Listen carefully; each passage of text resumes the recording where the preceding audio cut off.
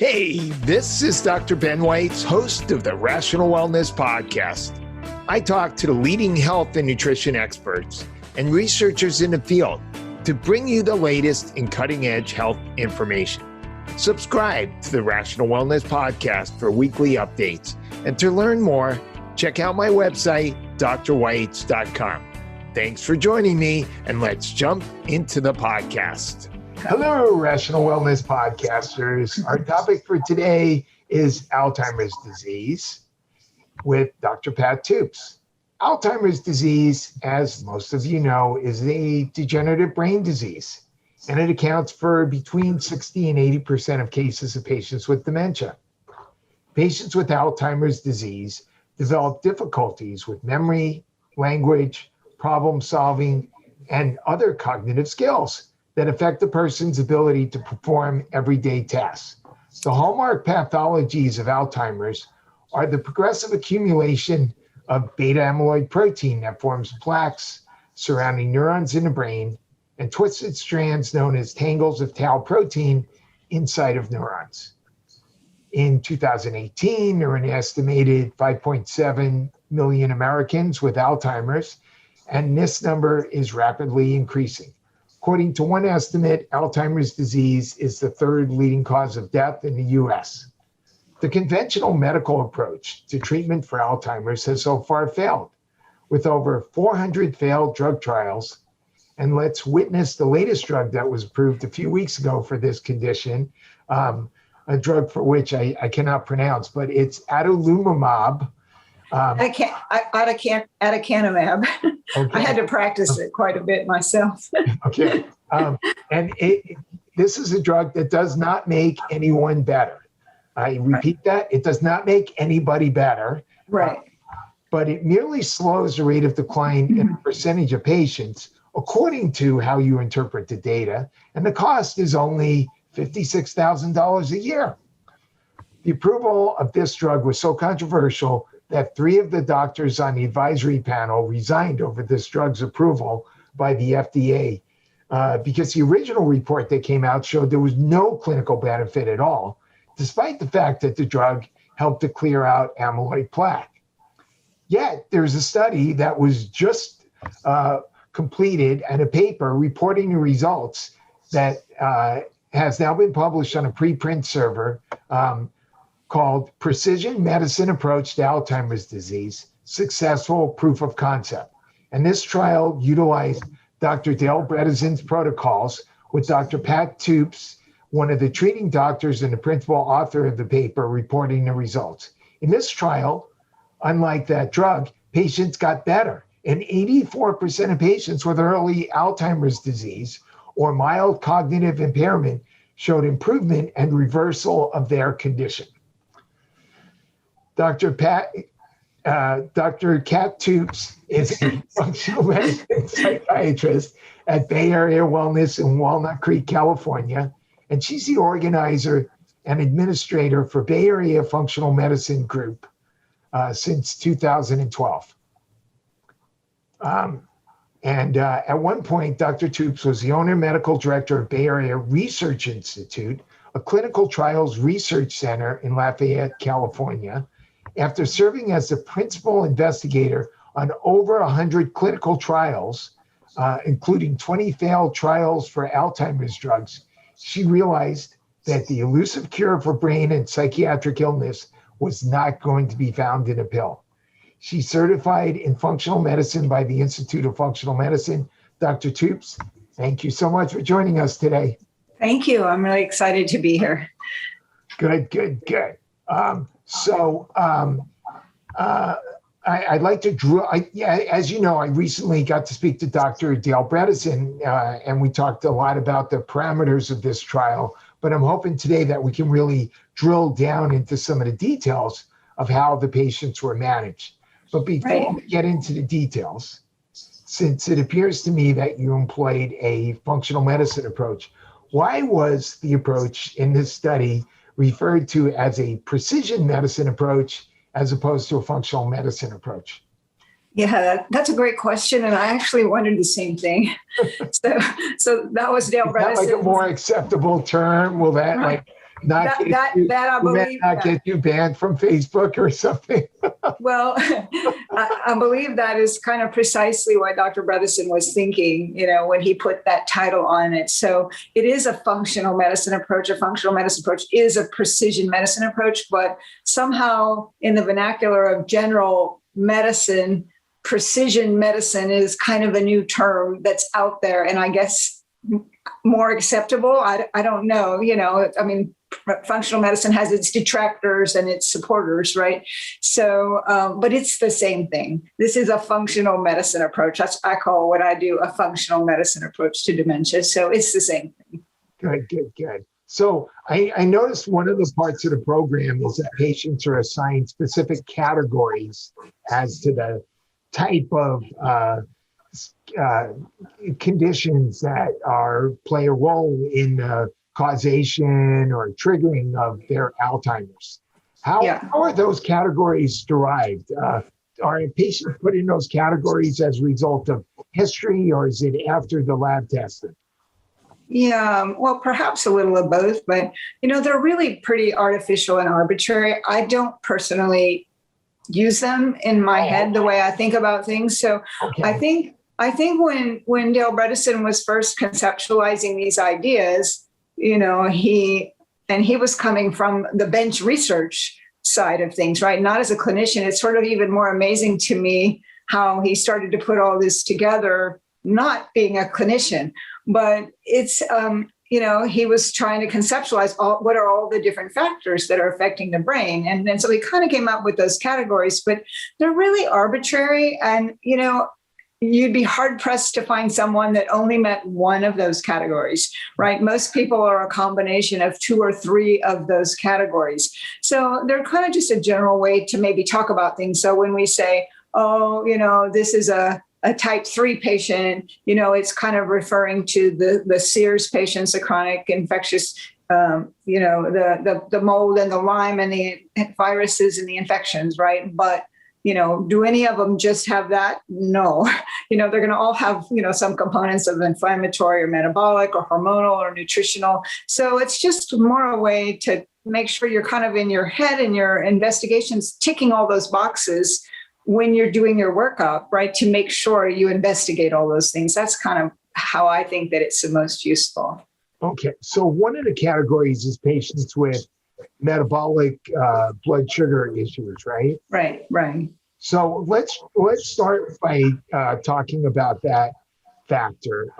So when you're working with a patient, what are the targets you like to see on lab testing for fasting glucose, insulin, hemoglobin A1C? Yeah, I don't think in terms of what is a specific target, but how good can I get it, right? And that's going to vary from person to person. So if someone's starting out at a hemoglobin A1C of 5.8 or 5.9, well, how good can I get it, right? I mean, somebody who's starting lower, they may be able to come into the fours, but it's such a fascinating thing. In this study, I have never seen people's metabolic and inflammatory parameters shift this quickly. And I'm pretty aggressive as a functional person. I always feel like people come to me are so sick and you're just racing the clock. They've been sick for so long. And if they have dementia, you definitely need to get them fixed as quickly as possible, right? Because you can't afford to lose any more brain cells every day. And so, doing full court press in this study, we only had 9 months to move the needle. And so we had to test, and I already did this anyway in my practice. Like with dementia, I say, just test everything up front.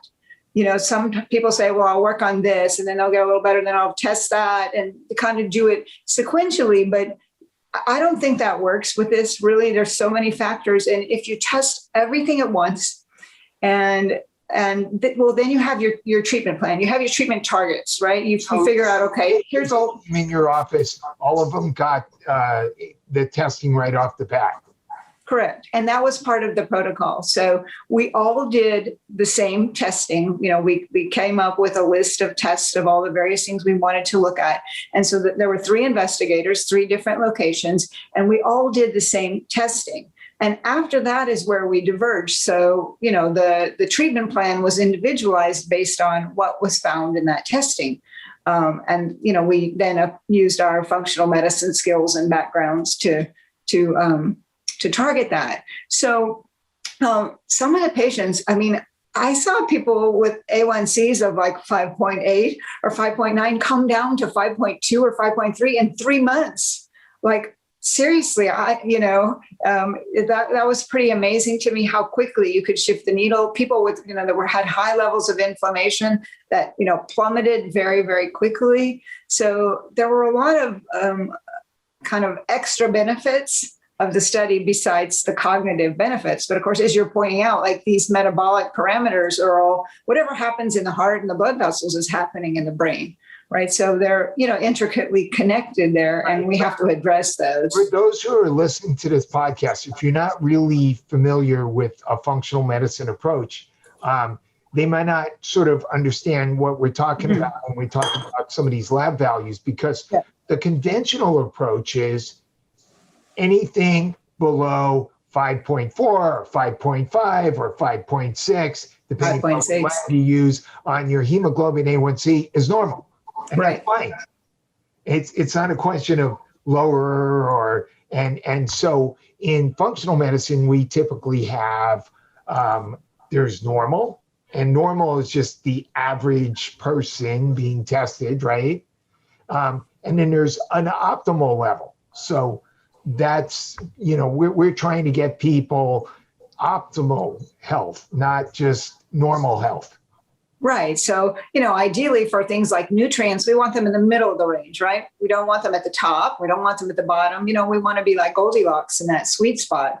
Though with hemoglobin A1C, I guess there could potentially be a too low value, but I haven't seen it. If you get down to 4.8, 4.9, I think that's about as good as it gets. And the hemoglobin A1C is such a perfect example. My husband had a hemoglobin A1C of 5.6, and it made me crazy, right? I'm like, no, you're eating too many carbs, blah, blah, blah. And he sees an endocrinologist. He said, my endocrinologist says it's fine. I don't treat my husband, of course, but I can nag him a little. Yeah. And then all of a sudden, of course, 5.6 is the cutoff. Above that is called pre-diabetes. And then, all of a sudden 1 year it jumped up from 5.6 to 5.8. That's when his doctor finally said, you need to do something, right? Yeah. And of course he did what his doctor said, not what his wife said. And he, brought it down a few points. Right. But so certainly, the blood sugar control, we know, high blood sugar is destructive to the blood vessels, to the end organs. So, that has sort of long been known as a factor for dementia and for Alzheimer's. So definitely critical to do that. And in our study, we had everybody do a ketogenic diet, and that was for the benefits of the ketones on the brain. And it was a requirement for the study. And, there's many debates. We could have a whole session on whether, long-term ketosis is the right thing, the wrong thing. But for the purposes of the study, they all were in ketosis for a majority of the time. And, definitely to see the benefits of that for the blood sugar was quite phenomenal. And I'll jump to another question for you, because there's so many questions about what about the lipids, right? You're putting people. You know what? Let's get a little more detail. So let's talk about the importance of insulin also as a factor, because typically that's not tested by normal physicians. The glucose is included in part of the typical panel, and that's all they really pay attention to. But insulin is really important. Right. Maybe you could explain the importance of why we want to measure insulin and why that's important. Well, the insulin, we can see it too high or too low, right? If you're eating too much sugar and you're still churning out insulin, you're going to see the insulin come too high. And sometimes it's useful, instead of looking at a fasting blood sugar, to look at a postprandial blood sugar. So after you eat lunch, go and get your lab and see how high is your blood sugar spiking then, instead of the fasting, because that's going to be a function of, are you making enough insulin to bring it down, and how high is it getting with what you're eating? It kind of tells us various things. Some people have had, high blood sugar so long that they're burning out their pancreatic beta cells and they're not making enough insulin anymore. So So the insulin resistance, people are putting out lots and lots of insulin and the cells are no longer listening. So it kind of goes both directions with the insulin.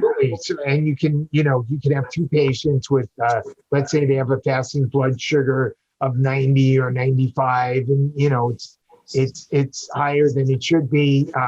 But if one patient has an insulin level of 6, then it's less of a concern if their insulin level is 30, because the patient whose insulin level is 30 is working really hard just to get it down to 90. And so that's more of a problem.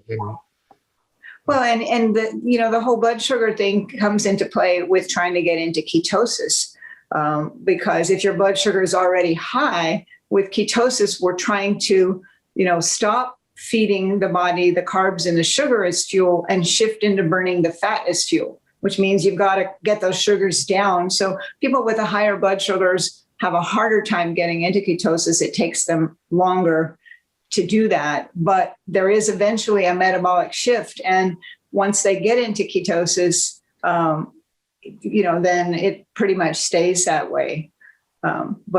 Let's get into lipids now. And lipids are important because we have to have a good blood flow to the brain. And so if your arteries are clogged with plaques, then you're not going to get good blood flow to the brain. Definitely. That's, yet another factor and so important. So we did advanced lipid panels on all of our patients. We used the Cardio IQ at Quest. It gets into all of the lipid particles and, worked on various things with that. I definitely had I had one patient come in on a statin and was able to get off of that statin. His cardiologist gave him the blessing to get off of the statin because as a consequence of what we did in the study, his lipids came down so beautifully that he no longer needed a statin. I think there were 2 of them like that. So, it shows the effect with the lipids.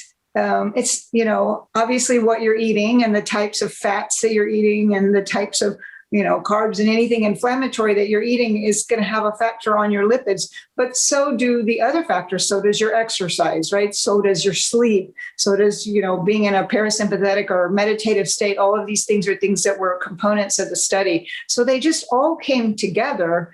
And then we saw all these metabolic benefits in the study. We haven't really even gotten into writing that up, but at some point we need to track how many people lowered their A1Cs, how many people lowered their lipids, how many people lowered their CRP. Well, I can tell you in my 10 patients, a lot of them did. So all of those things come together. It's not just one intervention that you can do. It's the stuff that we, are foundational, right, for health of all kinds of systems. So I noticed in your exclusion criteria for the study, you just mentioned statins, but you didn't really want patients involved in the study if they were taking statins or blood thinners or psychoactive medications like antidepressants. Maybe you can talk about the significance of those. I think we allowed stable antidepressants.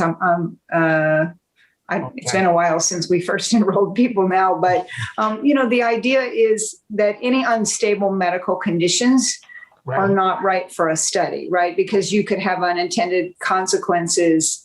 And so you kind of want to have people that are stable on their medicines. The idea of no statins, and, I think we ended up, allowing people if they, were going to be able to discontinue those statins.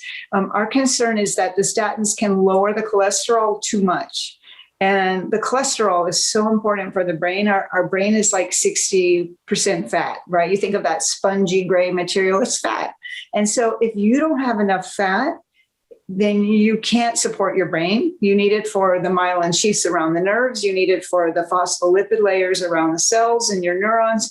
And then the cholesterol is a precursor to all your hormones. And I know we're going to say a little bit about that at some point, but, cholesterol turns into testosterone, estrogen, DHEA actually goes directly into pregnenolone, which is so important for the brain. So when people's cholesterols get too low, it can be actually literally a cause of dementia. I call it iatrogenic dementia. And I've seen people on statins where they drive their cholesterol down in the 130s. Well, that's not high enough to support your brain and your hormones. So those are some of our concerns about the statins. Now, what do you say to conventional wisdom, information that seems to be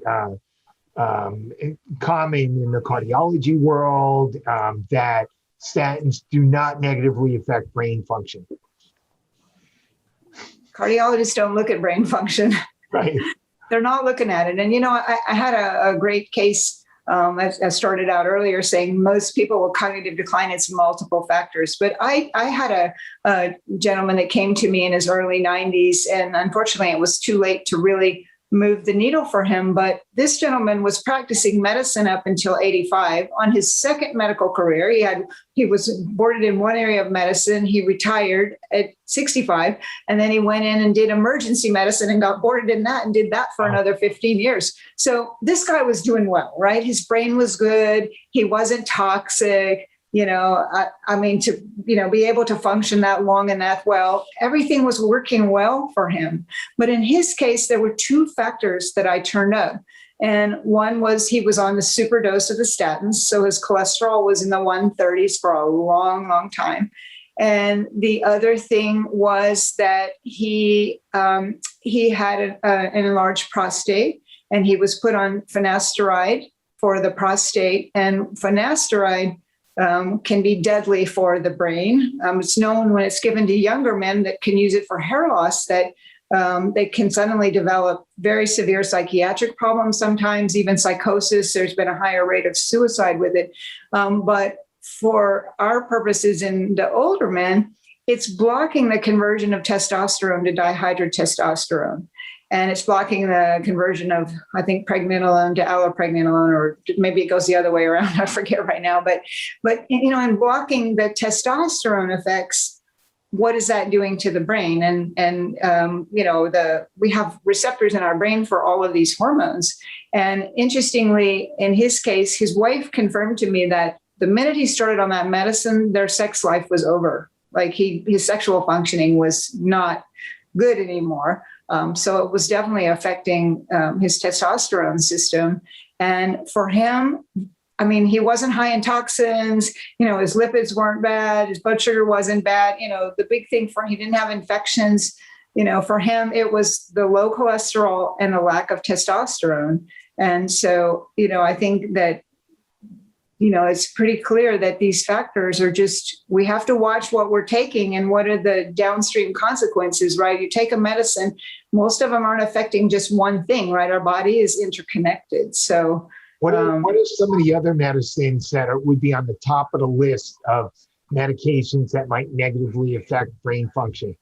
Besides, you mentioned statins and yeah.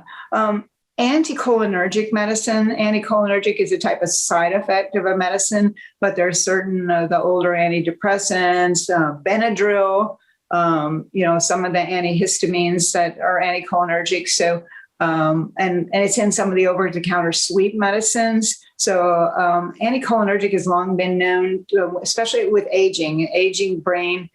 Gets actually very confused with anticholinergics. What are some of the most common anticholinergics? The most what? Most common drugs in that category. Yeah, I would say, the antidepressants, some of the antihistamines, I think some of the nausea drugs. Psych drugs, you've got to watch it with the psych drugs for sure. But in the study, one of my patients was taking an over-the-counter sleep medicine that was anticholinergic. And I said, oh my goodness, I know you need your sleep, but we have to find another way. And she confirmed that on the nights that she took it, that she actually was a lot more confused the next day. And she never had put that together with her sleep med. So definitely some of the over-the-counter sleep meds. Okay. So what was some of that? And Benadryl is a huge one, right? Benadryl. And they've shown that people, now these days we have a lot of other antihistamines that don't have anticholinergic effects, but Benadryl used to be used quite a bit. And they showed that when people are taking Benadryl every day, they don't notice the sedation from it. So if you just take it and you've never taken it, you might feel sedated. But when you take it every day, you build a tolerance. But they tested their reaction times, and they found that when people are taking Benadryl daily, their reaction time was as impaired as if they had several drinks of alcohol. Wow. And, people aren't aware of that. So, if you have an allergic reaction, you need to take some, for a day. Okay. But chronically, no, it's going to really affect your brain.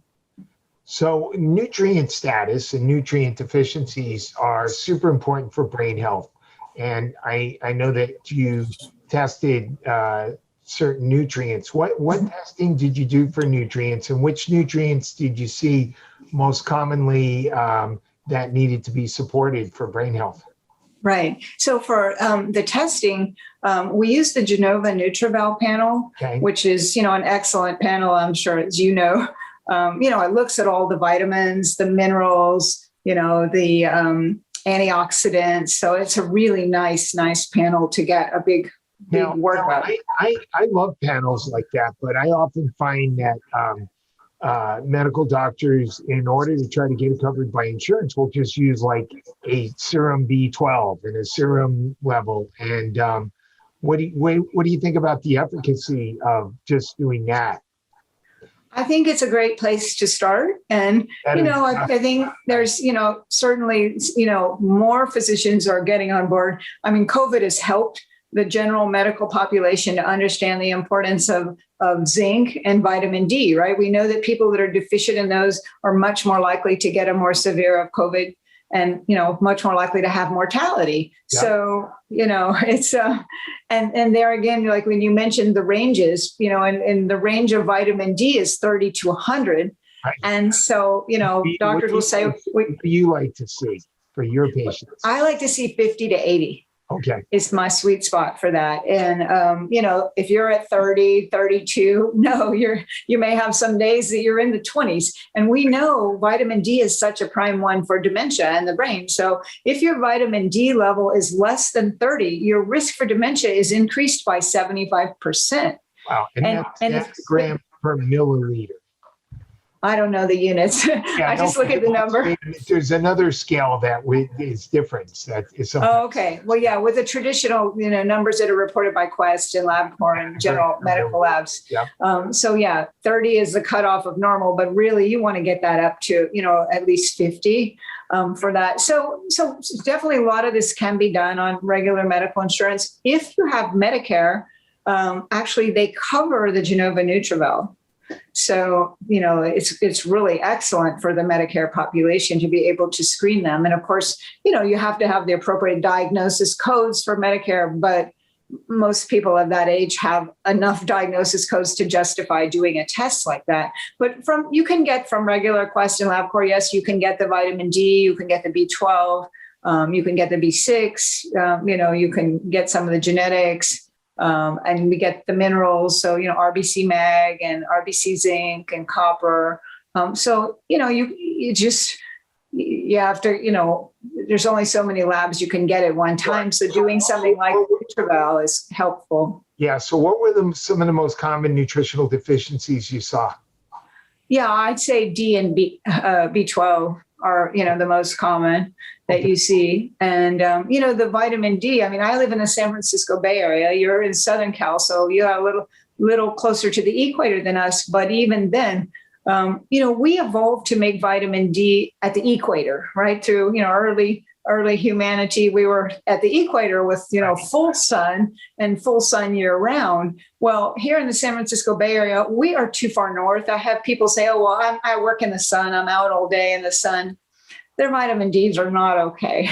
Right. They're not okay. That's, yes, get your sun, right? That's still going to help the whole system and is a, natural burst of vitamin D, but it's not enough. You need to measure those levels. And we need to be measuring this in children because children are deficient and, these are things that are easy to supplement and safe. If we can support, our brains and our bodies with the nutrients that we need, because, people will say, well, I eat an organic diet, I'm eating a whole foods organic diet.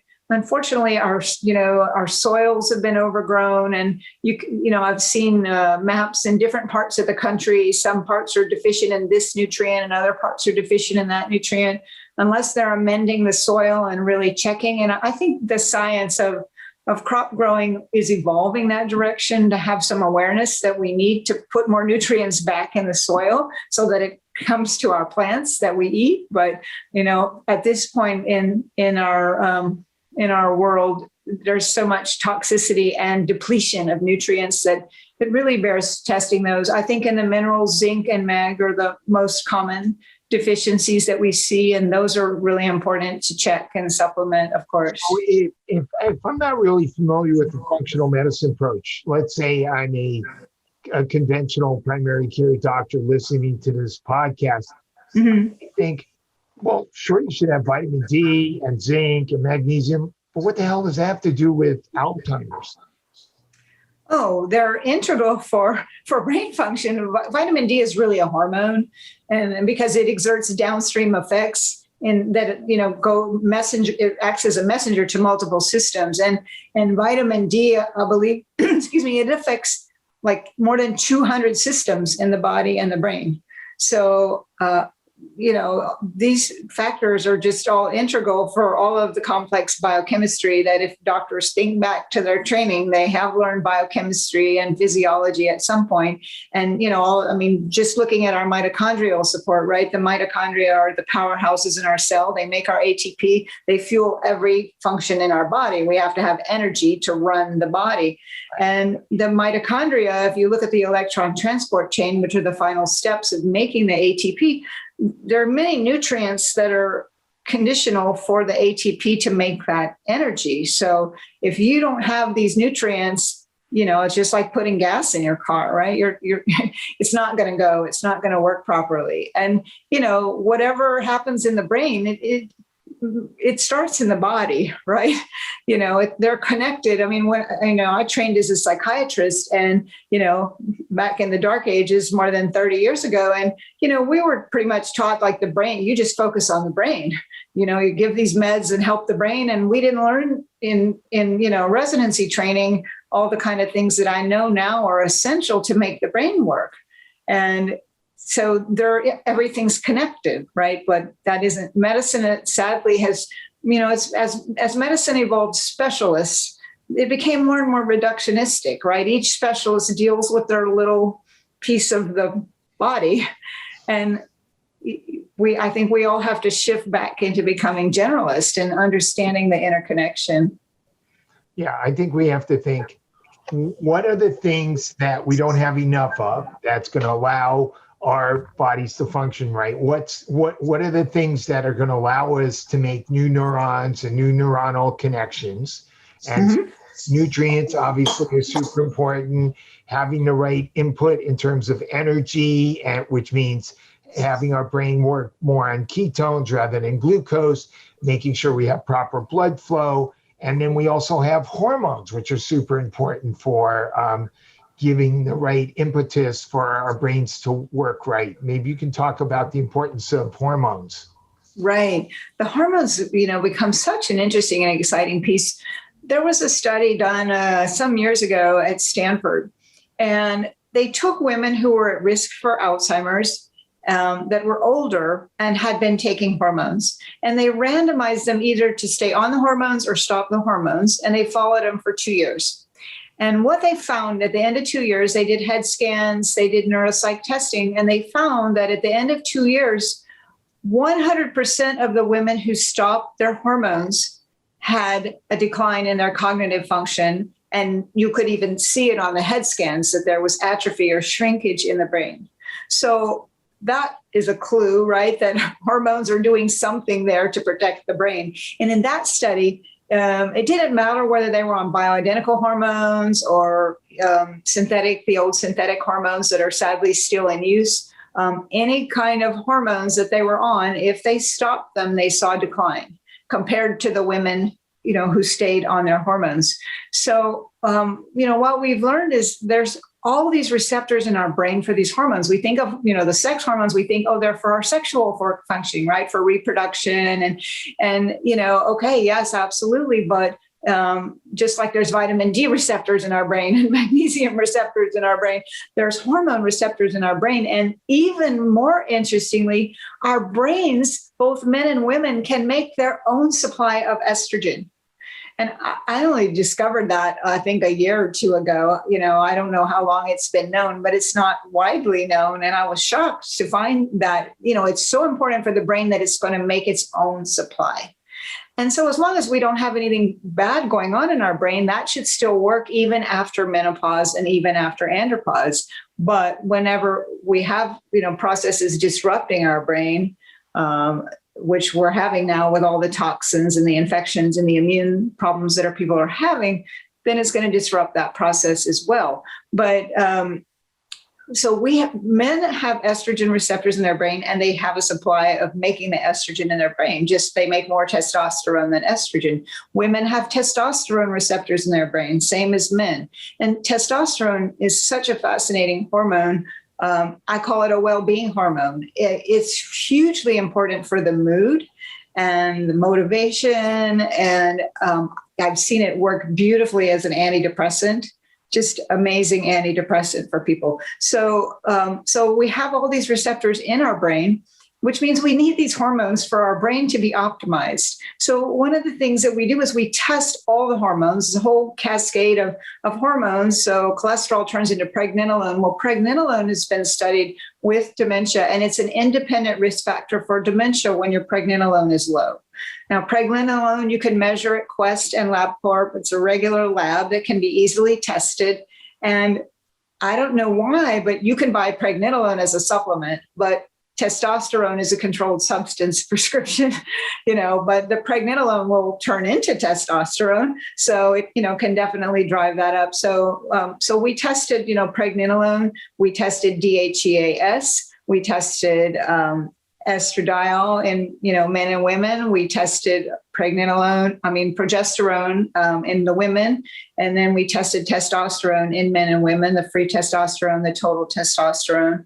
And basically what we did was we worked to just optimize all of those hormones in a reasonable part of the range. Now, people say, okay, you're going to give all these hormones to somebody that are older. Well, there's a range, right? When we're, in our 20s, our hormones are surging. That's, going to be the highest amount of hormones that we have as young people, because the goal of those hormones is to support our reproductive years.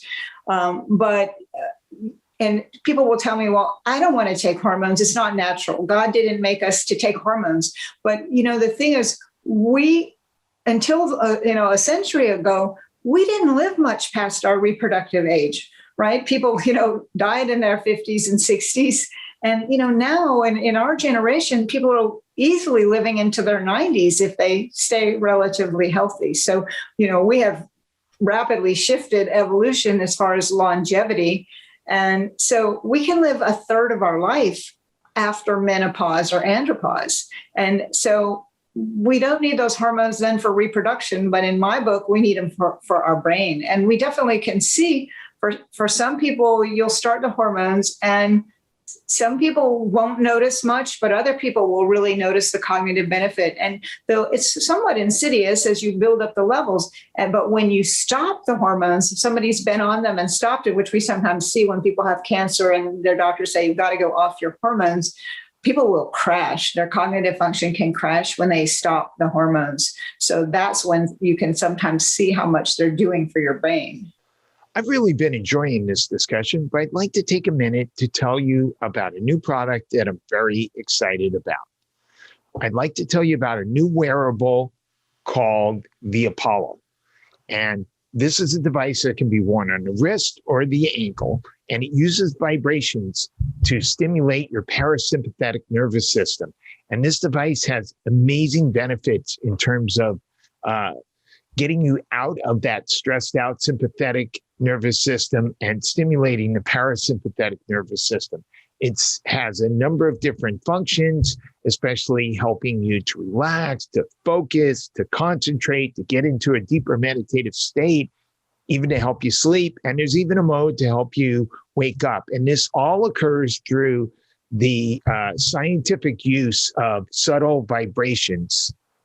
For those of you who might be interested in getting the Apollo for yourself to help you reset your nervous system, go to apolloneuro.com and use the affiliate code Weitz10. That's my last name, WEITZ 10. And now back to the discussion. So a follow-up question on the hormones is, so let's say we're taking a woman, say in her 60s or 70s, and first of all, how valuable is it to really measure hormones? Because we know they're going to be low if we're talking about estrogen, progesterone, et cetera. And then B is, we had the Women's Health Initiative, which came out in 2001 and showed that there was an increased risk in taking hormone replacement after menopause. And one of the analyses about why there seemed to be an increased risk of heart disease and cancer was because of the timing hypothesis, which is that most of these women didn't start taking hormones till on average 10 years after menopause. Now, there were other problems with the study as well, especially from our functional medicine perspective. Yeah. The fact that they were given Premarin, which is, estrogen. It was oral estrogen. It was hormones that were secreted in the horse's urine. Yeah. So it wasn't bioidentical, and they were given synthetic progestins. But what about the timing hypothesis? Now you have this woman, she's 65 years old, she's in your office, she's got cognitive impairment, and now you're talking about putting her on hormones. Aren't you putting her at risk? Right. So, the problem with the WHI study and all of the big hormone studies that have been done, as you mentioned, they did not distinguish between bioidentical and synthetic hormones. And most of them, like the WHI, was mostly synthetic hormones. And we know that synthetic hormones actually increase your risk for cancer.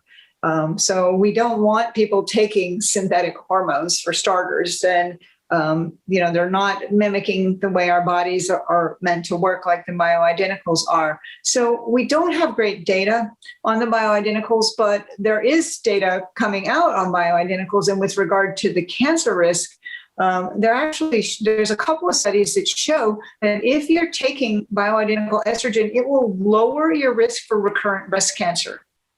And I'm actually finding some oncologists in my area that are aware of that and will allow their breast cancer patients to go back on hormone replacement, because your breasts need the hormones to function normally as well. So if your breast doesn't have estrogen and it's all, atrophied and atrophic, it's going to be more of a risk for some malignancy to happen anyway. And then with regard to the heart condition, we know that hormones are protective for the heart. We know that after menopause, women have less risk for heart disease before menopause than men. But after menopause, their heart disease risk increases, I think never quite as high as a male, but it really starts to skyrocket. And continuing hormones in the menopause transition should be protective to some degree for heart disease. And then, the issue really becomes that, some of the studies show that if you've been off of them for 10 years or more, and you start them, that you're going to have a higher risk potentially of cardiovascular events in the first 6 months. And so the thinking is if there's some pre-existing plaque that's going to, potentially if you're inflamed and break loose, that could be a problem. But we don't have that data at all for bioidenticals yet. We need it. And in my world, for somebody that's coming in at 75 with cognitive decline, I have to weigh the risk of heart issues versus their brains going down. It's a sure thing, right? And, we have treatments for heart disease. Definitely some people die from heart disease. It still is a killer of people, but, kind of weighing the risks and benefits of that. And I think, in the context of a study, we had to move fast. But if you have somebody coming in, 10 years out and, they have some inflammation and lipids, then work on that, bring it down, start their hormones. And people have done well. What form of estrogen have you used? Do you also use progesterone? Do you cycle the progesterone? Do you do it daily? Right. So the estrogen, the easiest thing to use are the patches, the Vivel patches that you change twice a week. They're more steady state than the Climera patches that are only changed once a week. For people that have Kaiser only prescribes Climera. And what happens with that one is you put on the patch, your level increases, and then over the course of the week, it falls, and then it goes up again. And so it's not as steady as the ones that you change twice a week. And one caveat to know is Medicare will not pay for hormones. They consider you're over 65, you're dead, you don't need any hormones, but it's very affordable for most people to use a good RX coupon and get the, the patches. I would say a month's supply is about $31. And if you're at a steady dose and you buy, say, a 3-month supply, the cost comes down in the $20-something range, almost the range of a copay. I understand for some people, even that is prohibitive, but for most people, they're relatively affordable. And do you use progesterone as well? Absolutely. So, when you have a uterus and you're taking estrogen, you're going to build up a lining and you need the balance of progesterone to, keep shedding the lining. And so some people say, well, if you've had a hysterectomy, you don't need the progesterone. Well, it's true. You don't need it for your uterus, but you do need it for your brain. We have receptors in the brain. We know that progesterone has GABA-like effects in the brain, and it really affects sleep, and it really affects anxiety, and it's trophic for the nerves. So after people have strokes, there's data that, high doses of progesterone can help to remyelinate the nerves in the brain. So progesterone is good. It's good for men too, but it's, typically we don't replace that in men. We will just normally work on the testosterone, the pregnenolone, and the DHEA. But regarding the cycling and to not cycle, well, that's a whole debate. And the risk of cycling your progesterone is that when you stop it, if you're cycling and you take it for 3 weeks on, or even 2 weeks on, you stop it, you could have a bleed, and like a period, right? A menstrual period. And after a certain age, after women stop having menstrual periods, most of them don't want to have any more periods. So it's the only good thing about menopause, right? And there are some things that are good about menopause for sure. But for the most part, I have my patients pretty much taking it every night.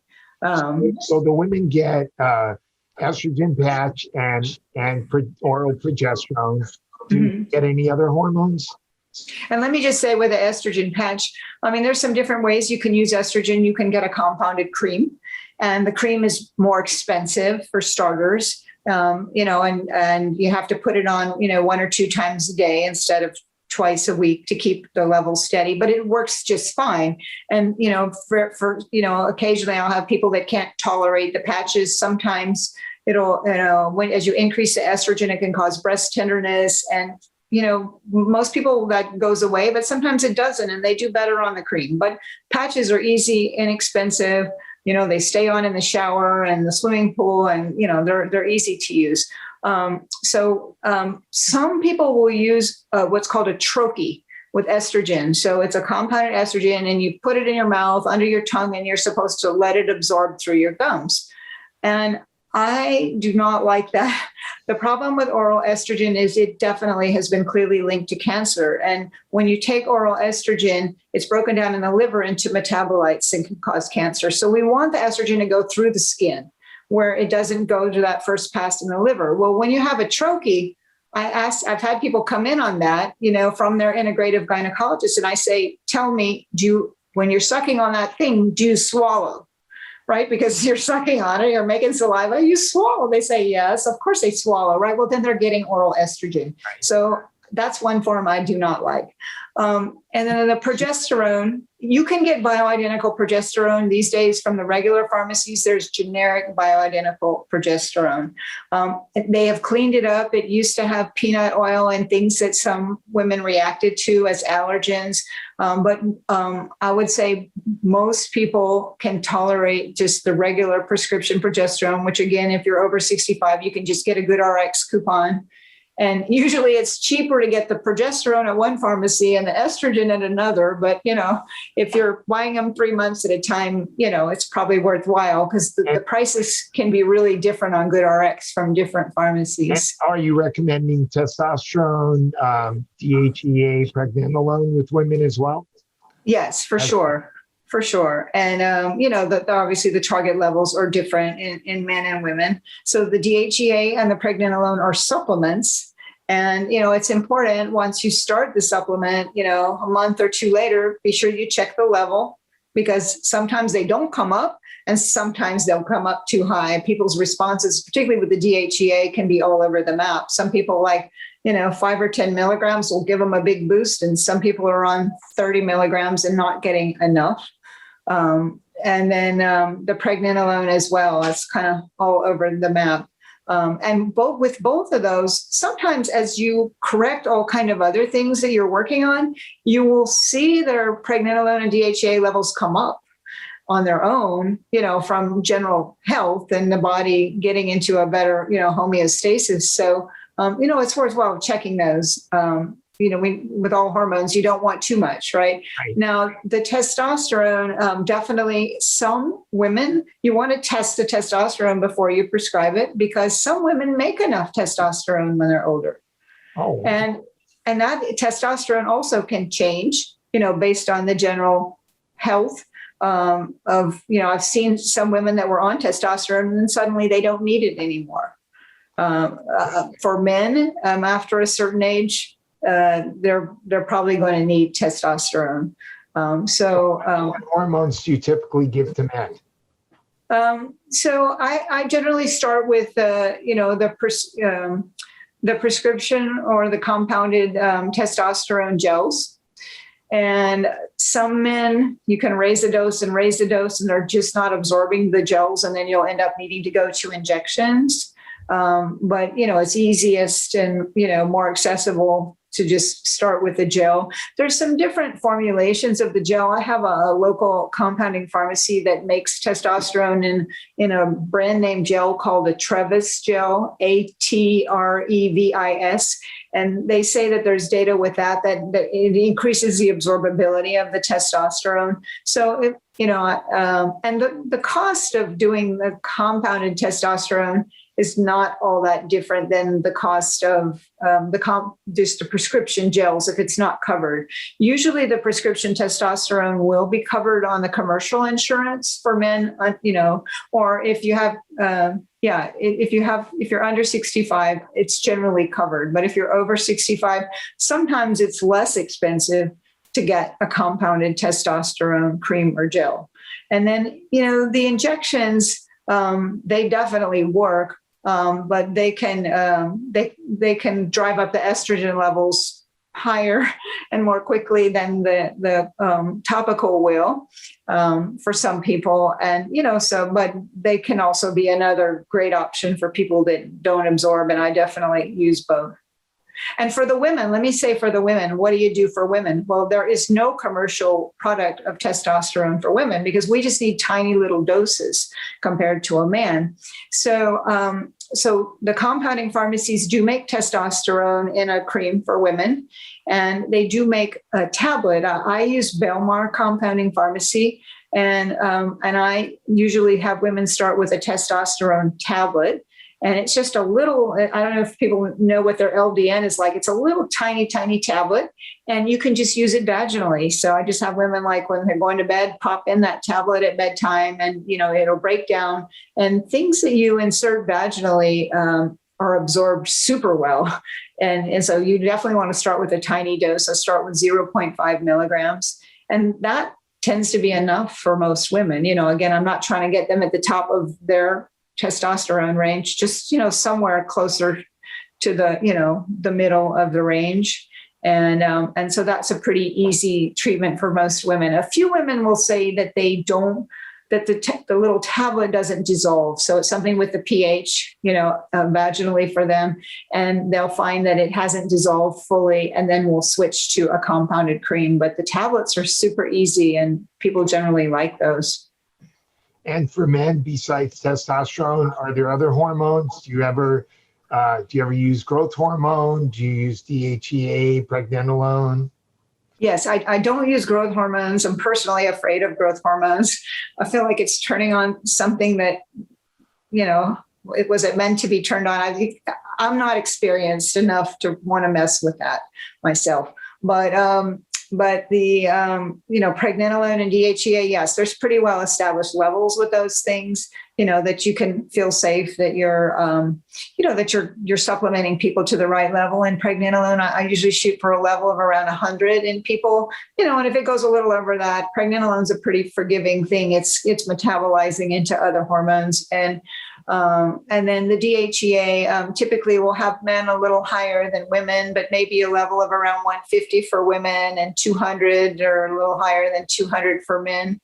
And again, forgiving, it can be a little lower, little higher. But if their DHEA comes in at 350, I'll say, "Oh, you're on too much. Let's cut you back." I don't want anybody. I don't want to push people to the top of the range. Okay, so we've been talking about all the things, the inputs that are going to increase brain health, and then we have to talk about the negative things that are going to reduce brain health. So. Right.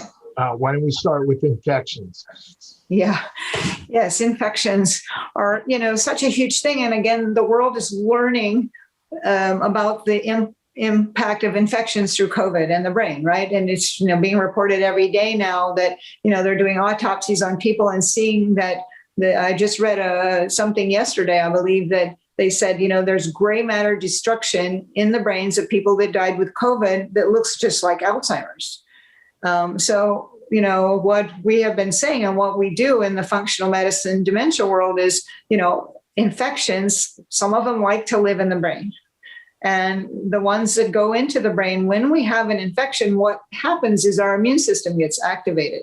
So it's an immune response to an infection that causes the destruction. And that's exactly what they're seeing in COVID. They're saying, well, there's no COVID left in the brain, but we're seeing destruction in the brain, right? And we know people with long COVID are having brain fog, and typically, our patients that see conventional doctors with brain fog, my brain's not working. What are you told? We don't see anything wrong. You have a psychiatric problem. Go to the psychiatrist. Well, I am the psychiatrist, so I've long, believed that these people are struggling, right?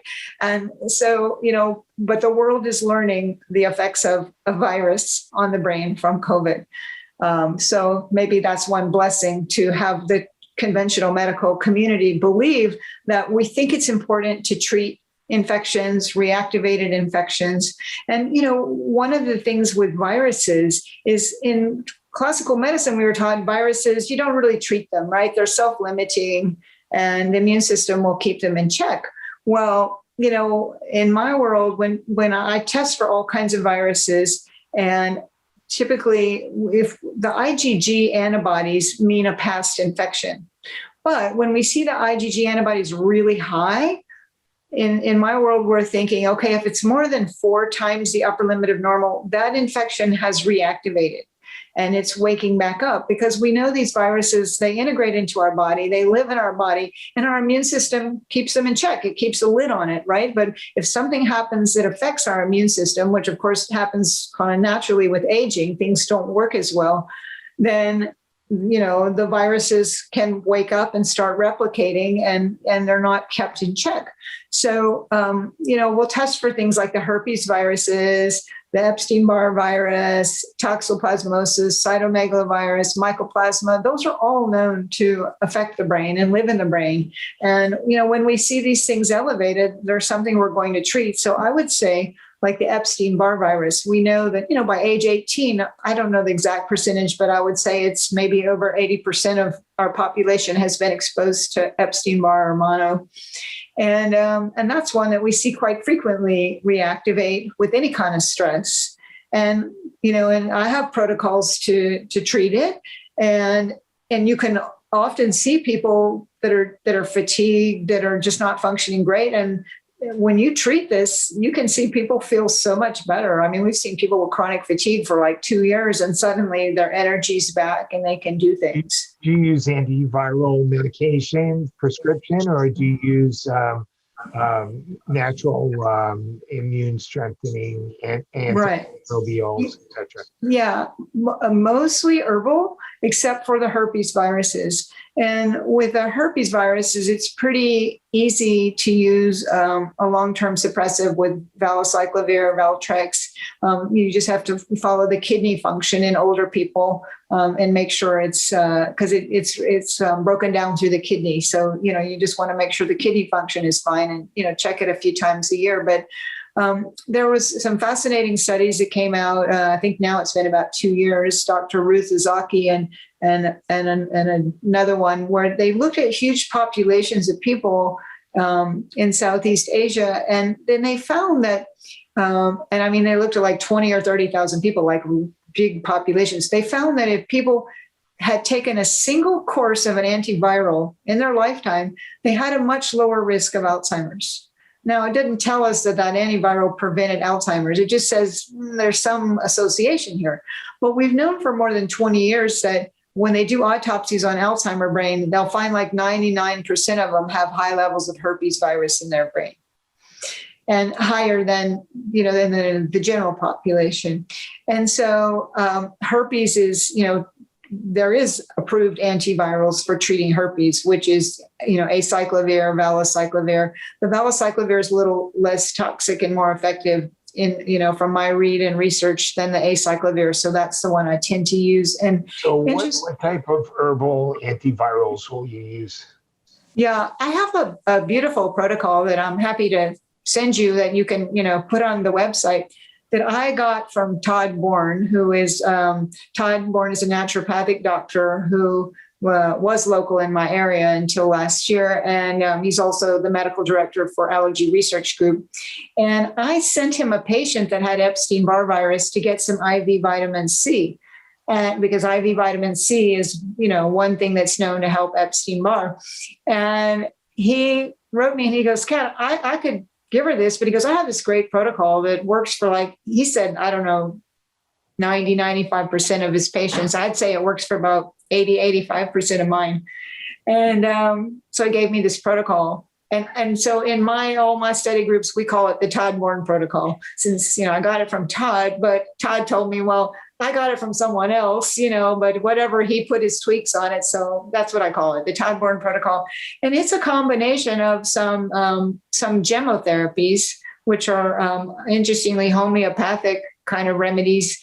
And these are the formula is all available on Fullscript and Natural Partners. And you get 3 different things: Tamarix, Acer, and I'm blanking on the third name right now, but it's three different. It comes in a liquid, and you buy a big glass bottle for a few dollars, and you pour those 3 bottles in there, shake it up, and you take a teaspoon twice a day.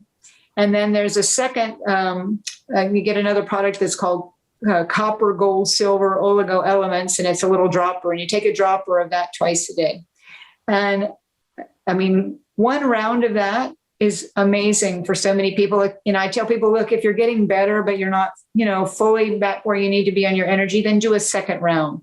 And Todd advised to stop it for a while after 2 rounds, just to give the liver a break.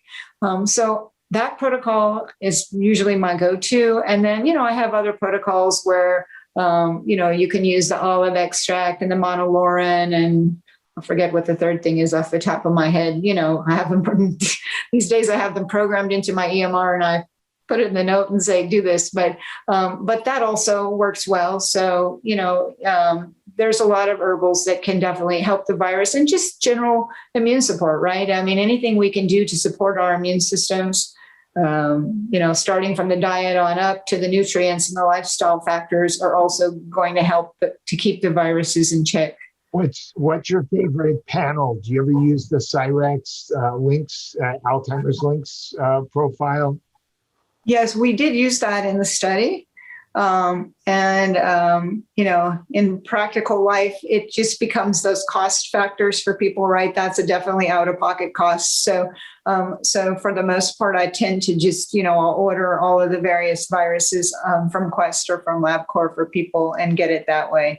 But yeah, I think, those immune panels from Cyrex are beautiful, and they're Cadillac panels. It's just, we've also got to test people's mycotoxins and their metals and their chemical toxins. Let's talk about toxins next. But before we leave the infections, let's just say a word about Lyme and tick-borne infection. Oh, okay, yep. Because those, of course, wreak huge havoc. Do those occur? A lot. I mean, of course, it depends on your geography. Where do you live? But here in the San Francisco Bay Area, we have become increasingly a Lyme endemic area. And especially along the coast up to Mendocino County, and now they're reporting all the ticks on the beaches that are infected with Lyme here. So we see it a lot. I would say at least in my study, I had 10 patients at my site. At least 4 of them I treated for Lyme. Not a one of them knew they had it. I say there's Lyme in little letters and Lyme in capital letters, right? When you have Lyme in capital letters, you're really sick. I have people come in, they can't sit up. They have to lay down on my exam table to talk to me. They can't take the light, and, that's Lyme in capital letters. But for some people, the Lyme will just go right to their brain. And, it's a spirochete, just like syphilis. It's a relative of syphilis. And, we've known since the 1800s that with syphilis, you get the sexually transmitted disease, it goes away, you think you're fine. And then down the road, 10, 20 years, you lose your mind, right? And Lyme does the same thing. It seems to do it faster for people. So I think any dementia workup should include a good panel of tests for Lyme and the tick-borne diseases. Of course, we see some of the other co-infections as well. And, all of those tick-borne illnesses really affect the brain. So, that's something, if you don't look for it, you may not realize. And one of our investigator, Deborah Gordon, up in Oregon, she lives in Ashland, Oregon, and they apparently don't have a lot of Lyme there. And she's like, well, I don't think I should test my patients because they don't have any risk factors. And I said, Deborah, they're having cognitive problems that, you don't know where they've been, tests for Lyme, so that is just such a huge factor with dementia. And I really do believe it's a factor with some of the other neurodegenerative disorders. We need to be testing that with, ALS, MS, anything that's affecting the brain. You've got to test those infections. And what happens with how do you treat Lyme?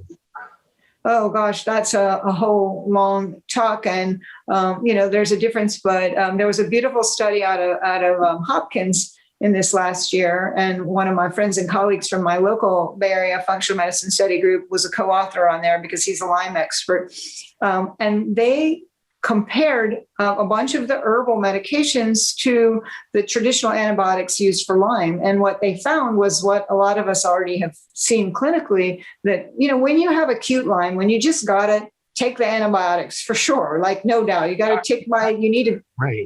You're right. You go on the antibiotics until you get your tick tested.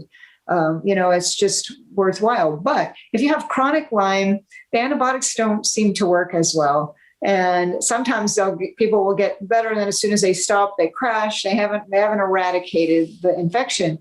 So, using some of the herbal treatments seems to work better. Well, they showed that in this study. They showed that a handful of the herbals were actually quite superior to, they were doing this in cell culture, but the herbals were more effective at killing the virus. And they found that cryptolepis could completely eradicate the Lyme persisters. So a lot of these things will knock down the Lyme, but they don't get rid of it totally. And they're called Lyme persisters. Adding the cryptolepis into the protocols is something that I started doing after reading that paper. What is cryptolepis? That's something new to me. It's what?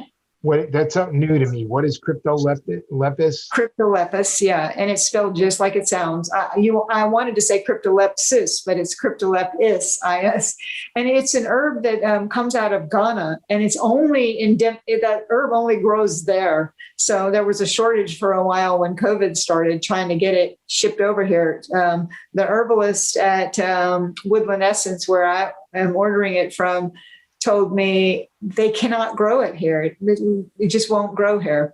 So, but it's an herb that's kind of been in the Lyme, toolkit for a while. And it definitely, that was the best thing as far as wiping out the Lyme persisters. I can send you the link to that study. Okay. Too. That'd be great. I think it's interesting for people to look at, because you'll see some of the other herbs that were quite effective, and I tend to start with things like the Beyond Balance products. They have mixtures of different herbs, and you can start with a milder and work your way up so that you don't make people sick with the treatment. The Byron White products are also effective, but they're more powerful. And so some people, you can start those and immediately they'll have a Herxheimer reaction and feel crummy. And I don't believe you need to feel worse with the treatment to get better. Like, I think we can do it more gently and, help people get better. I do like to give immune support with the Lyme treatments in particular. I use a lot of LDN, low dose naltrexone, for immune disorders, but also immune support for infections. So let's go into toxins. Yeah. So what are some of the most important toxins that you see that negatively affect brain health? Right. Well, it's hard to say that one is more important than another. There's, we've got heavy metals like mercury. We've got lead. Sure. Yeah. I kind of separate in my mind the metals and the chemical toxins. So the metals, we know that many of these metals are neurotoxic. Aluminum is one that's often talked about. Right. And mercury and lead, and of course, cadmium and arsenic and aluminum, they all can be toxic to the brain. And so we have to be vigilant in our environment. You can test these at Quest and LabCorp. If you get the Genova NutriVal panel, they'll test lead, mercury, and cadmium or arsenic. Arsenic, yeah. All four of those, yeah. But these can be tested, in panels through Quest and LabCorp as well. With the mercury I don't like to do the panel on Quest that does mercury and lead and cadmium and arsenic by itself, because they'll tell me on the mercury on that one, they don't quantify it. They'll say it's less than 4. Well, if the mercury's 3, I'm not going to be happy, right? The mercury for, in older people, it should be less than 1. So, less than 4, I need to know the number. So I'll order that as a standalone test that will quantify the number. And one of my good friends and colleagues looked at all of her patients in one year that came in with cognitive decline. And she was saying, what are the factors here?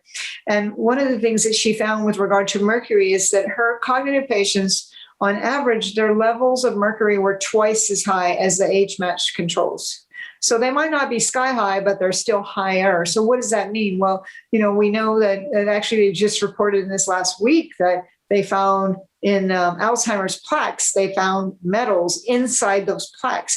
And interestingly, they were elemental metals that they were walled off by the amyloid to stop the metals from going willy-nilly when they're charged and damaging things, in the tissue. And so that's bringing up a really important point that is not understood, which is if you just focus on the amyloid, you've not asked why is there amyloid in the brain to begin with. And so as you just mentioned, amyloid is protecting the brain. And so in this case, it's helping to protect the brain against heavy metals. Right, exactly. And this is why all of these anti-amyloid drugs are failing, including the new aducanumab. It's a smoke and mirrors with statistics to say, a small group declined more slowly, but they still declined. Right. And, I used to run a clinical trials center and I did many trials. And back in, 2008, I did a trial with one of these anti-amyloid drugs. And in our study, we could show on the PET scans that it was really diminishing or wiping out the amyloid plaques. but nobody got better. And so there have been some drugs that have, gone for FDA approval that have been nixed before this one. This was, they're just like, well, we'll throw a bone to people and give them this drug because people need a drug. Well, no, they don't need that drug, right? 40% of people, had swelling in their brain with the drug, and I think it was 18% of people actually had bleeding in their brain from the drug. Really? Would you give that to your mother? With a 20 to 40% risk of serious brain side effects, and it's not going to help her, right? Like, to me, that's the question. Would you give it to your family? Because I have some doctors saying, well, now I have to prescribe it because it's approved. It's like, no, you don't. Not only that, if that drug if the amyloid is protecting the brain against heavy metals, and you don't remove this heavy metal exposure, then you're actually potentially going to make the brain worse. Which is why we're seeing the brain swelling and the bleeding, right? And that was an issue in, the study that I did with one of these drugs back then as well. So, we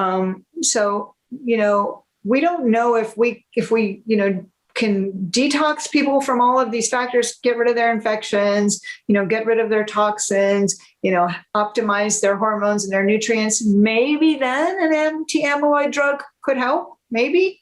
But not just giving it to somebody where it is protective. And that is, what Dr. Bredesen's been saying all along, that this is a protective effect.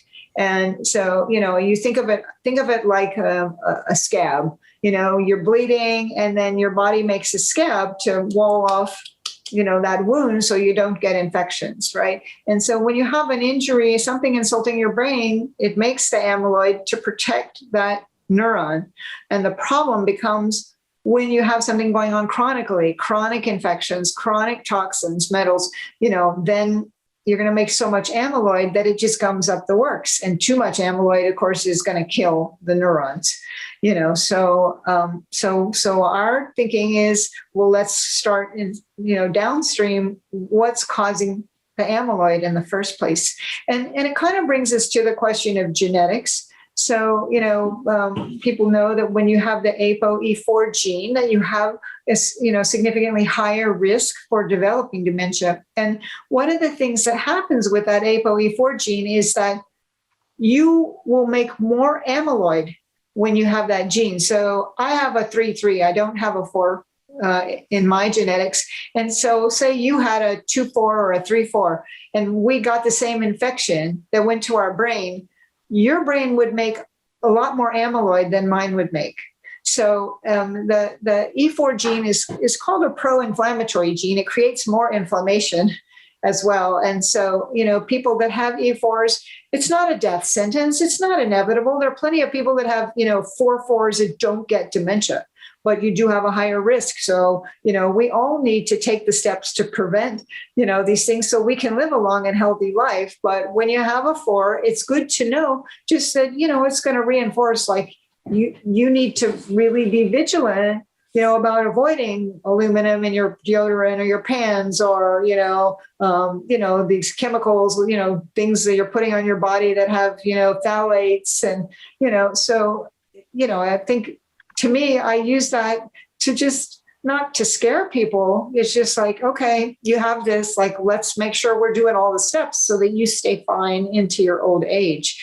But that is the issue with the E4 is you will make more amyloid with an insult to your brain.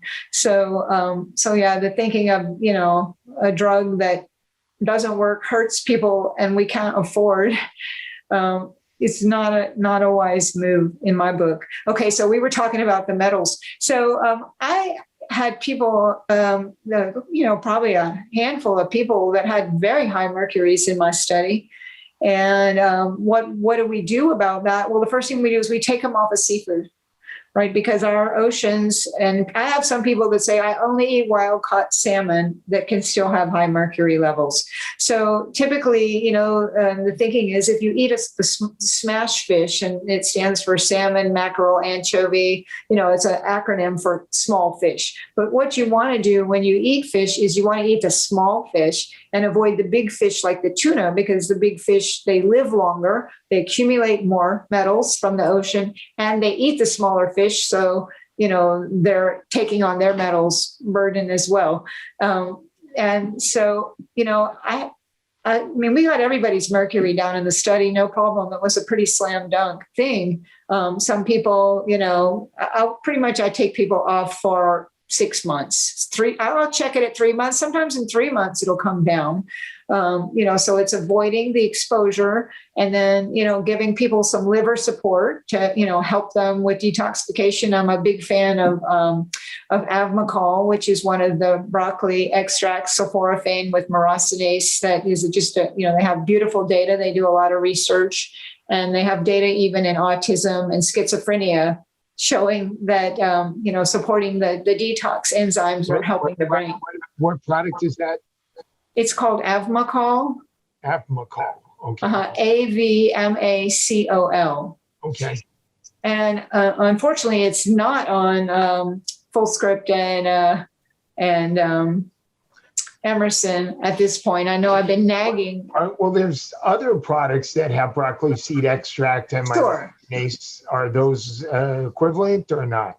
Yeah, I mean, I think they're all good. I know Designs for Health makes one, and maybe Zymogen makes one. Yeah, Metagenics has one, and there's. But I personally like the companies that do research. These guys have research data, and this drug first came. It's not a drug; it's a supplement, but a nutrient. But my friend who runs Intellex DNA is the first one that told me about it. And she said, it's a slam dunk when we have people that have brain fog from mycotoxin exposure. She goes, we put them on this Avmacol and their brain fog gets better. I'm like, okay, my mycotoxin people need that.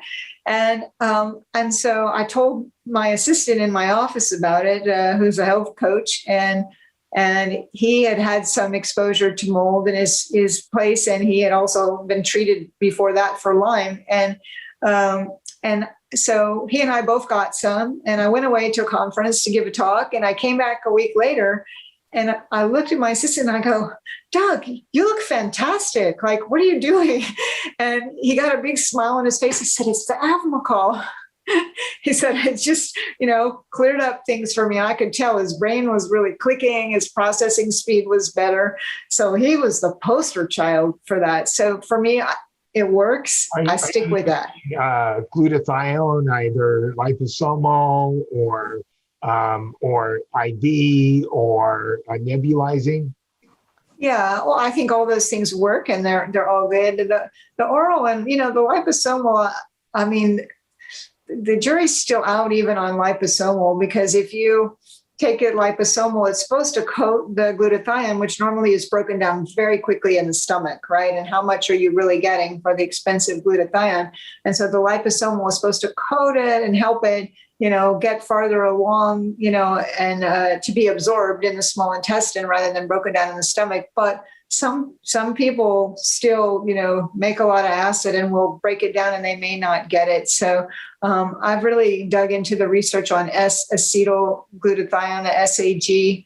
And to me, if you're going to take glutathione, I think that is a better nutrient. They have nice data that whatever that, with the molecule shape and absorption, that it will get absorbed.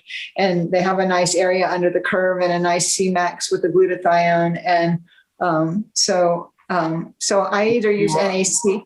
What? Do you do IV or nebulized glutathione to get it directly into the brain? I have used nebulized glutathione sometimes with acute illness things. All these protocols are already labor intensive enough and expensive enough, right? I try to, but getting some IV glutathione, sure, it's a good thing. Do I do it regularly for people? No. If they have something acute or they need to detox from a surgery or something, maybe it's a good thing. But I find, I'm a big NAC fan, and I'm just, praying that it doesn't, that we don't really lose it from our toolkit, with the FDA trying to, making noises about taking it off the market. But, and the NAC will, of course, just gradually convert into glutathione, and it has a much longer half-life, and it lowers glutamate, which is an excitatory neurotransmitter. So it helps people, with great data with OCD and bipolar. There's just so many benefits with NAC that Okay, yes, go get an IV glutathione push. Sure, it's fine, but do you need to do that? I don't think so.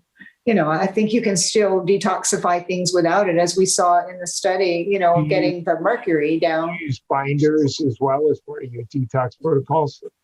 Yes. And, it's kind of a mishmash. People that have viruses tend to have mycotoxins. People have mycotoxins have viruses, and kind of mixed in with the chemicals. So, binders, of course, are a mainstay for binding the mycotoxins. They also can bind the metals, and so, there's a variety of binders and sometimes different ones for different things. We didn't talk yet about mold and mycotoxins, but we know that is a huge driver of brain degeneration for some people. Some people it doesn't seem to bother, and other people it's, can be deadly for their brains. And so, I will layer in multiple binders. And when we do, the jury's still out on the urinary mycotoxin panels, right? We have 2 companies that are doing the urinary mycotoxin, Great Plains Labs and Real Time Labs. And my friends that are on the board of ICI, ICI, International Society for Environmentally Acquired Illness? It's a wonderful organization that was just started. I think we're now in our 3rd year, maybe. Okay. And it was looking at environmentally acquired illnesses. So, mycotoxins, infections, and toxins.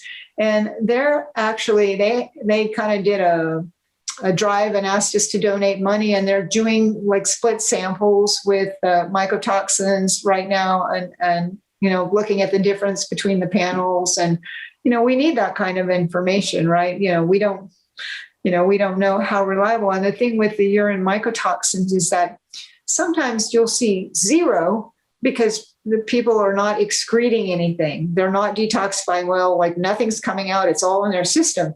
And then when we start doing things to support their detox pathways, you see this in the mycotoxins, and you see it with the chemicals. Sometimes they'll have chemicals, but as you're doing more things to excrete those chemicals, you'll see the numbers go up on the chemical toxins before they go down. And chemical detox, if you have a lot of chemicals, it's going to be a lifetime thing of what can you do to keep detoxifying your body and trying to get rid of these chemicals. So, we know that there are certain genetic factors that make you not detoxify things as well. MTHFR is a big one, that if you have 2 copies of that, you're not going to make the same glutathione as other people. And you can have, SNPs in the glutathione genes. There's multiple things that, the panels now have the GST genes, GST. Yeah. And so you can look at a panel of your detox genes, but you don't necessarily need to know that. Like some people, I would include myself in this. I'm a poor detoxifier. I accumulate things, so I'm constantly taking things for detox, doing my sauna. The sauna and the sweating is kind of one of the best validated things for lowering our chemical burden and our metal burden.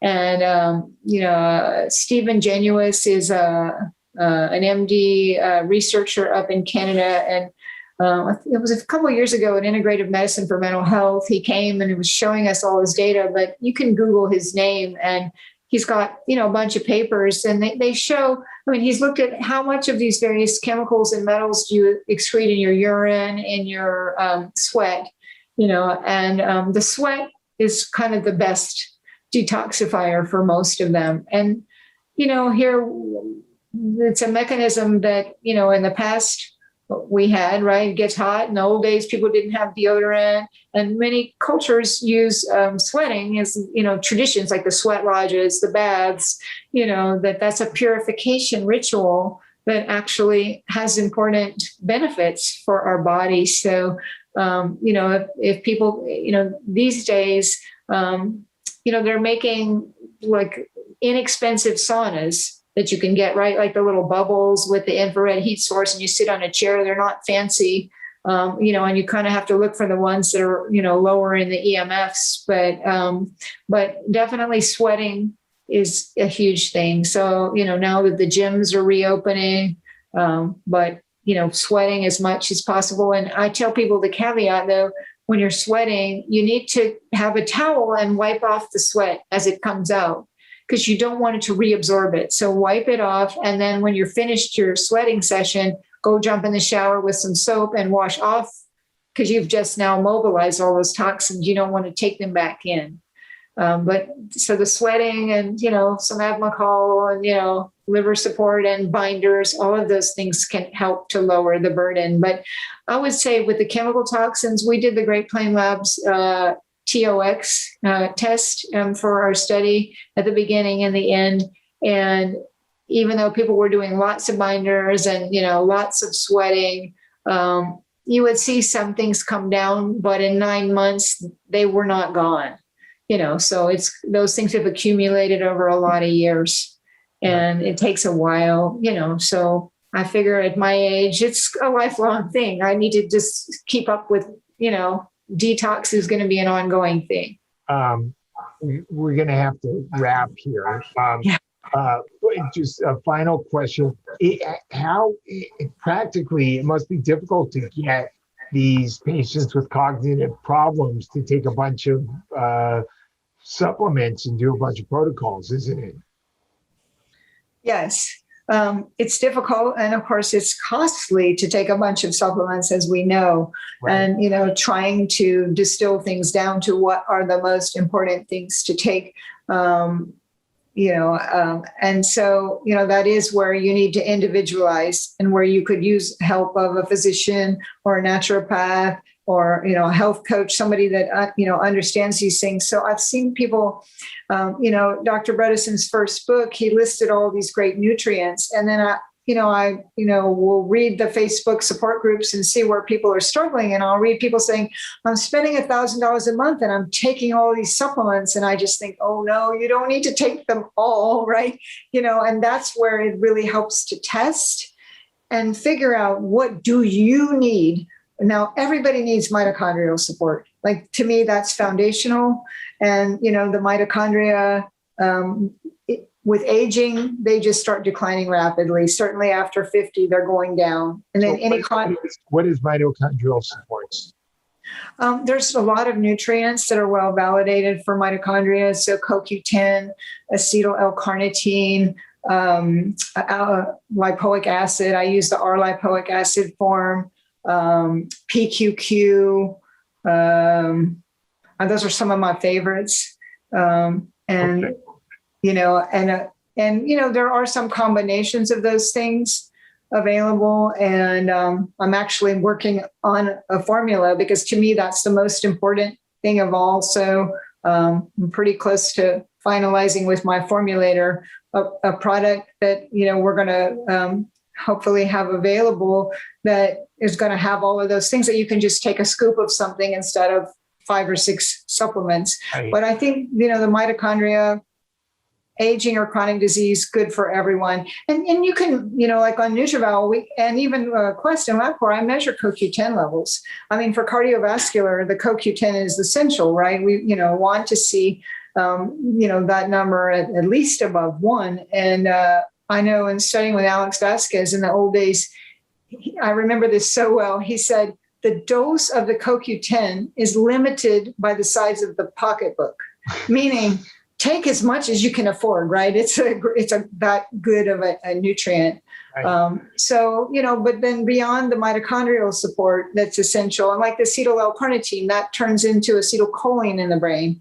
And, that is one of the primary neurotransmitters involved with memory, but this is where it does help to work with somebody that can test and guide you, so that you are taking what's right for you, and that you're not throwing away money on something you don't need. One of the things we did with the study, when people have cognitive decline, they need support. And it's true, they can't do this on their own. And what we found is sometimes the caregivers, their spouse, maybe the spouse was great and could really help. And sometimes, especially I saw in places where people were living in mold in their homes, that the spouse was struggling as well cognitively. So we had, as part of our study, the patients work with a nutrition coach and a health coach. and an exercise coach. We didn't even talk about exercise, but No. that's a whole other topic. What, exercise for the brain is, and, the heart is essential. And having that kind of support up front to have people get started on this just made it a Cadillac program. Having an exercise coach, that's changed my, view of moving forward. I'm insisting that people, get some sessions with an exercise coach, optimize, what they're doing, make sure they, learn how to do high intensity interval training, that they're doing the whole gamut of aerobics and strength training and balance training. But we took people that had never exercised in their life. I had one in my study, never exercised, and now he loves his exercise. And it's paid off for his brain, of course. Right. So yeah, I think getting guidance, it's not easy, but once you sort through what you need, then people can get on autopilot. And, the people that finished my study, they need to be followed up once in a while, but they don't need a high level of care. They don't need to take an expensive drug forever, right? That, they get into a rhythm. And so, once you wake the brain up, it's just a matter of keeping it there. That's great. Awesome. So this was a great discussion, Kat. How can our listeners find out more about you and contacting you? I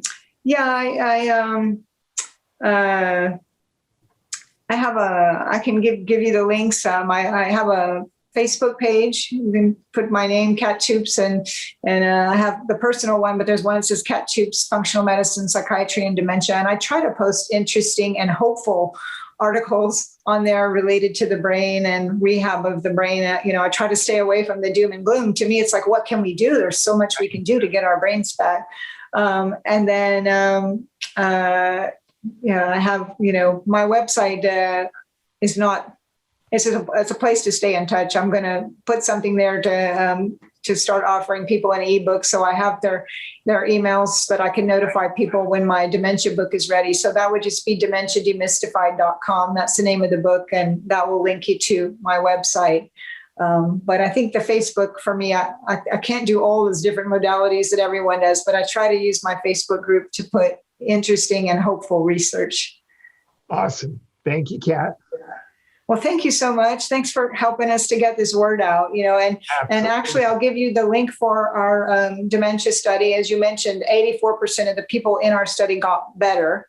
Right. And, the average, we didn't even talk about the study, but, the average, we track the MoCA scores, which is kind of like a many mental status scores. The MoCA is better for picking up mild cognitive impairment, we were targeting people with mild cognitive impairment or early dementia, and we do have people benefit with more advanced dementia, but you're pedaling farther upstream, the more you have let your brain go down. So the sooner we can get people to take steps first to save their brain from going down. But if you're having memory problems, just know there are things you can do about it. And if you think you're having problems, you probably are.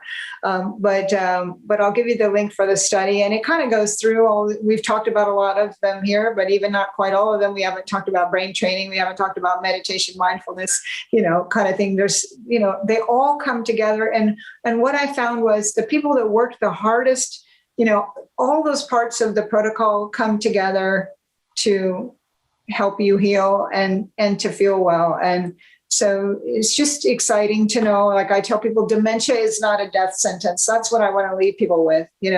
If you have a diagnosis, it's not a death sentence. There's so many things we can do to help your brain now. That's awesome. Such a positive message. Thank you. Yeah. Thank you so much for having me. I appreciate it.